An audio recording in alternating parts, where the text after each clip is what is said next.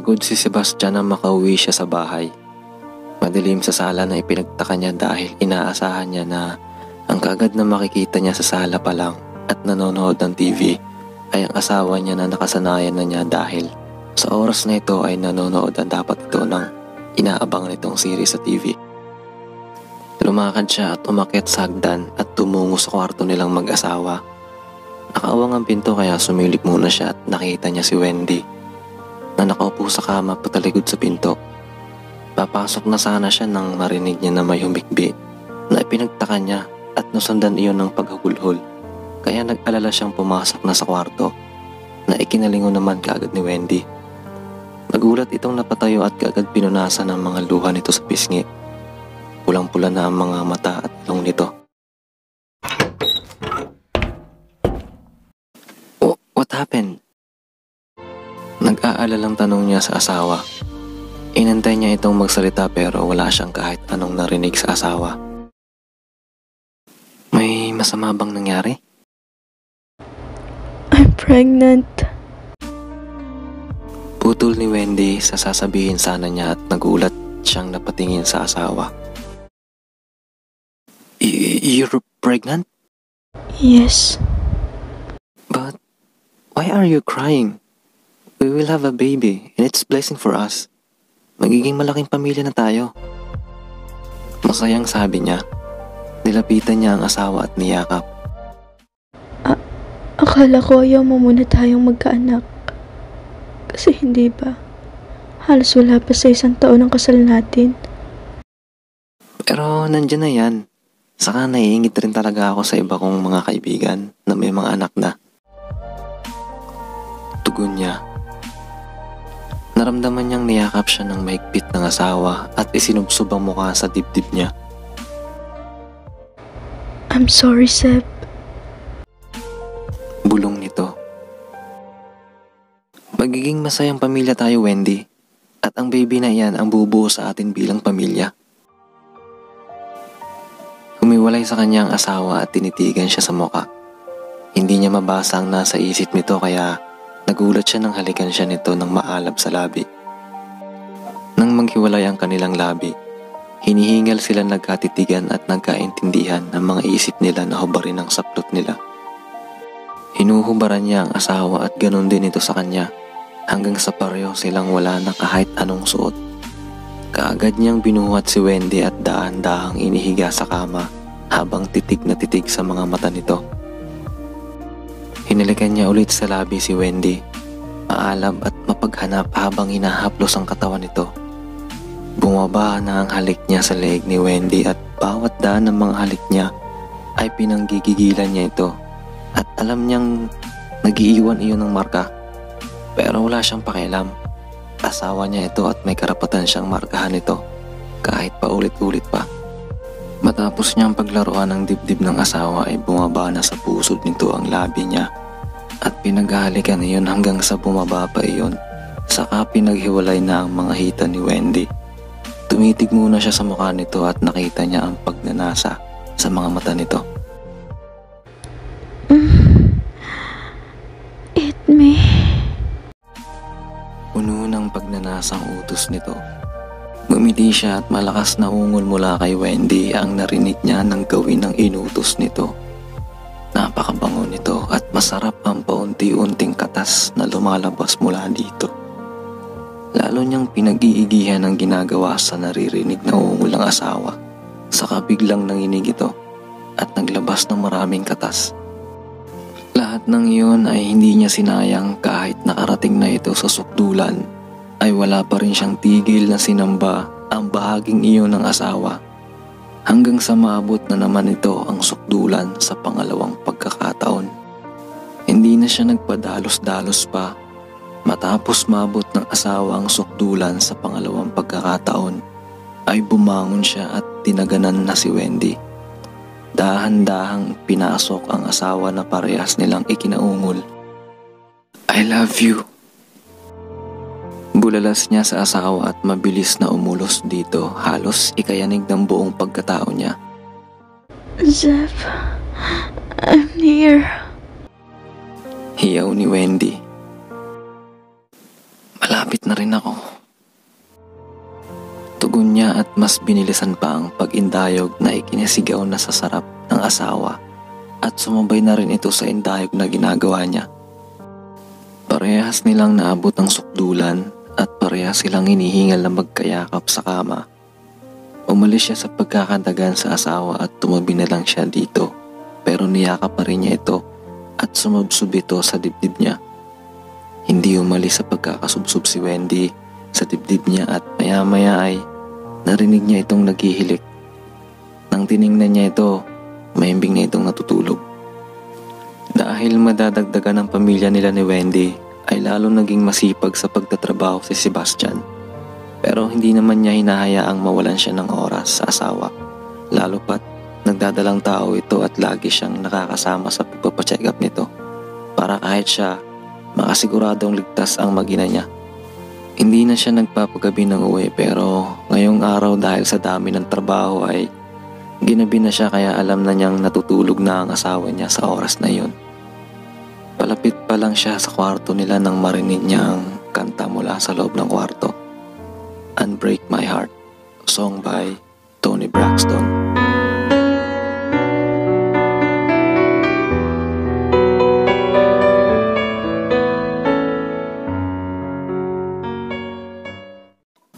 Dahan-dahan niyang binuksan ang pinto at nakita niya ang asawa niya na nasa kama. Nakahiga paharap sa pinto. Nakapikit ito pero humihikbi ito at napansin niya ang mga luha na dumadaloy sa mga mata nito habang may yakap-yakap itong stuffed toys. Napapakinggan na niya ng malakas ang kanta na pinatutugtog ng asawa at kung pakikinggan ng lyrics, para iyon sa mga taong iniwan ng mahal sa buhay. At nakikita niya sa emosyon ng asawa na ganoon ang nararamdaman nito. Hindi siya tuluyang pumasok sa kwarto.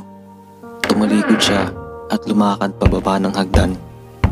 Sa kusina siya dumiretso at umupo sa upuan.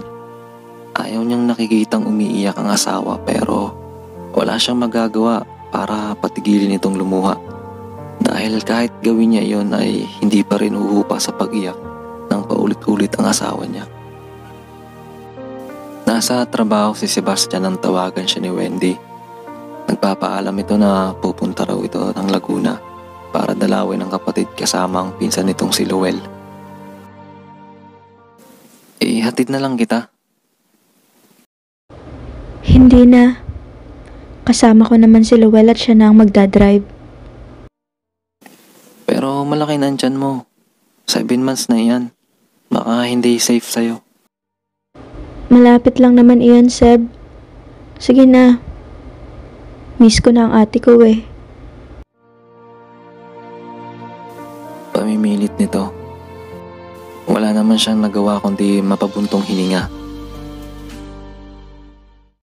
Sige, pero update mo ako pag nakarating ka na sa Laguna at palalahanan mo si Luel na mag-iingat sa pag-drive. Napipilitang pahayag niya. Oo. Seb, thank you. Sinsirong sabi nito. Napangiti siya. Bakit ganyan ka naman mag-thank you? Parang ang laki ng nagawa ko sa'yo ah. Pinayagan lang naman kitang umalis. Thank you sa lahat. At sorry. Kasi hindi ako naging mabuting asawa. Naging mabuti kang asawa at mahal na mahal kita.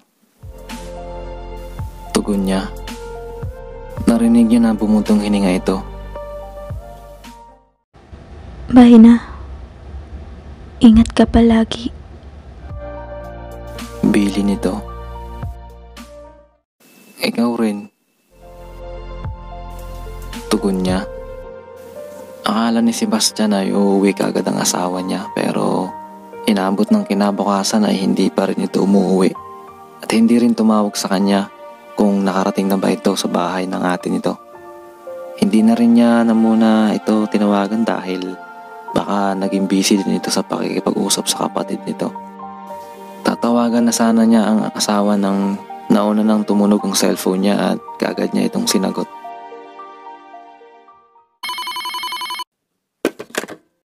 Hello? Unregistered ang number ng tumawag. Is this Mr. Hidalgo? Tanong ng kabilang linya. Yes, who is this? Kaagad niyang tanong. Nang sagutin ng kabilang linya ang tanong niya, kaagad niyang nabitawan ng cellphone at nanginig ang tuhod niya kaya napaupo siya sa sahig ng tuluyang manghina ang tuhod niya. Nasa ospital ng Baguio ang asawa niya at nag-aagaw buhay. Nasangkot daw ito sa isang car accident. Kaagad siyang tumungo sa Baguio at pinuntahan ng ospital na kinaroroonan ng asawa at napayak siya nang makita ang kalagayan nito. Puno ng benda ang katawan at may tubo na rin ito sa bibig at ilong.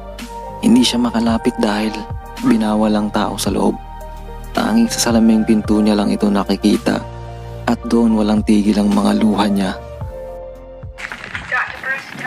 Ikaw si Mr. Hidalgo? Tanong sa kanya ng doktor na makita siya. Opo. Maliligtas po bang asawa at anak ko? Kaagad niyang tanong. Malaki ang naging injury ng asawa mo sa ulo na naging dahilan ng pagiging brain dead niya. Nagulat siya sa narinig. Anumang oras maaring bumigay ang puso niya. Subalit ang mga sanggol sa sinapupunan niya ay malakas pa ang heartbeat at maaari pang mailigtas kung papayag ka na operahan siya at ialis ang sanggol sa sinapupunan ng asawa mo. Dagdag ng doktor. Pero, Dok, paano ang asawa ko? Wala na kaming magagawa para sa kanya at maaaring pati ang mga anak niyo ay mawala kung hindi ka papayag. Ialis sila sa sinapupunan ng asawa mo.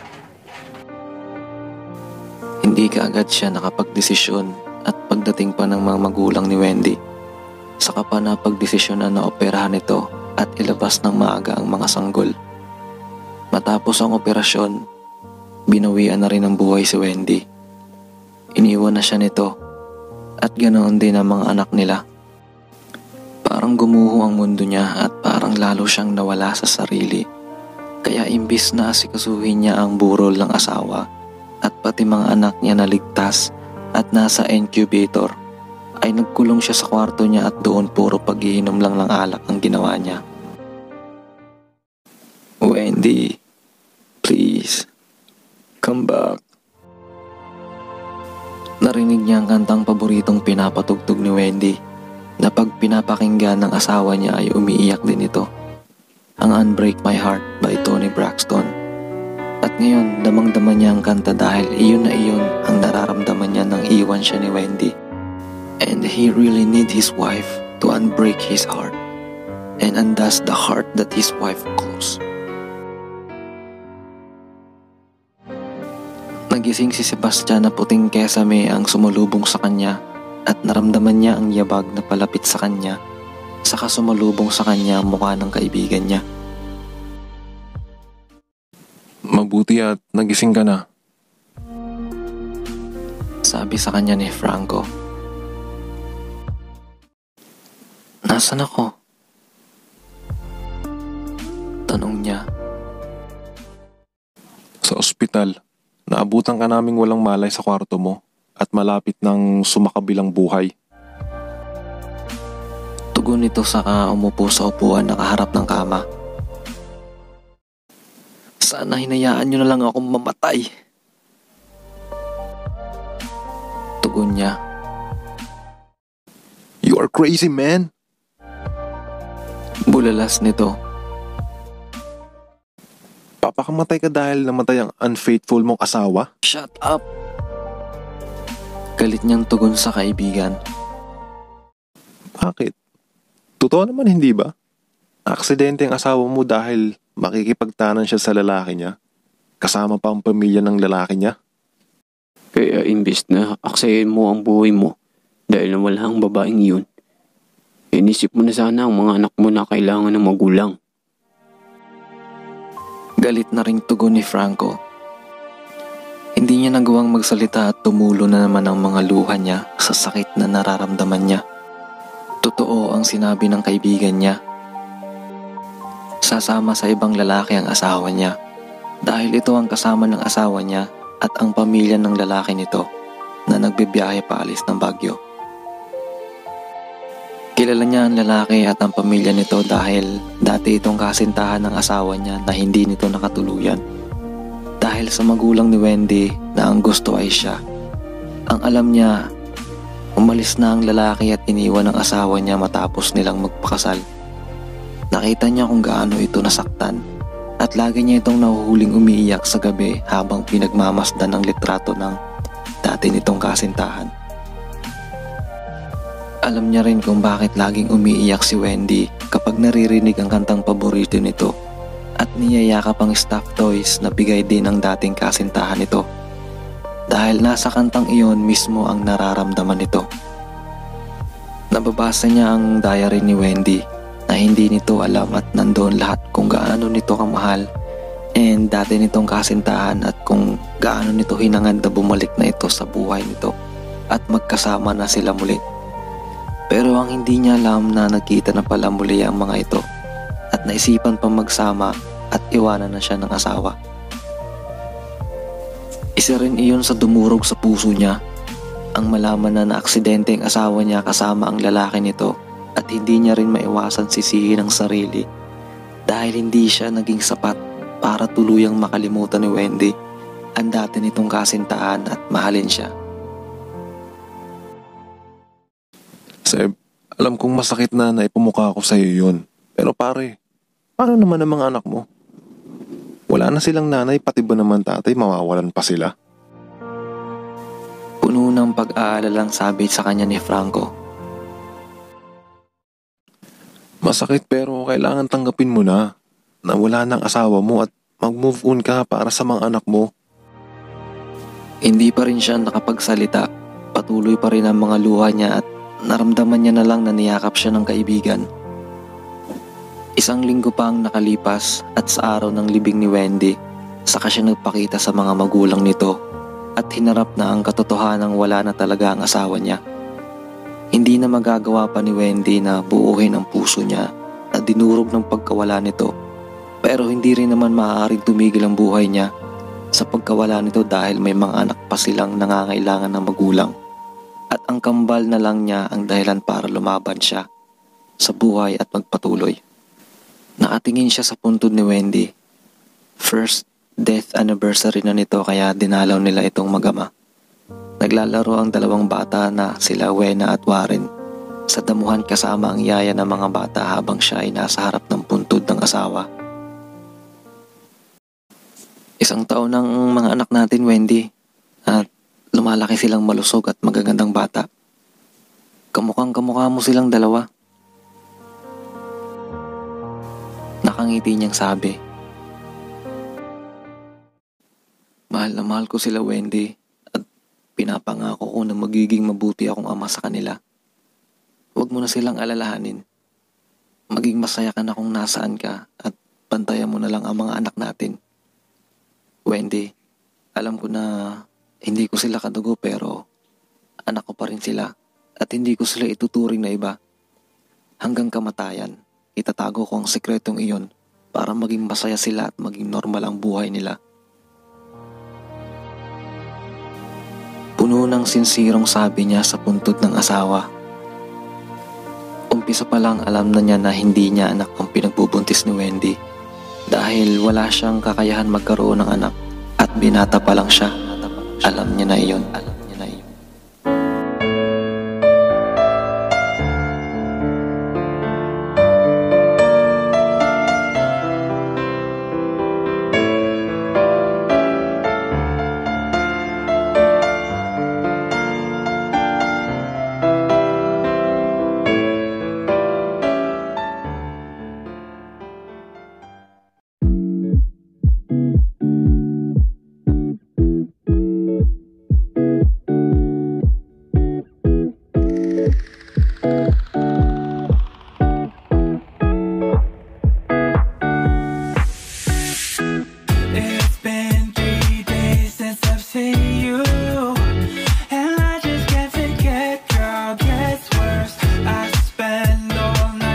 trying to feel good, trying to forget about you.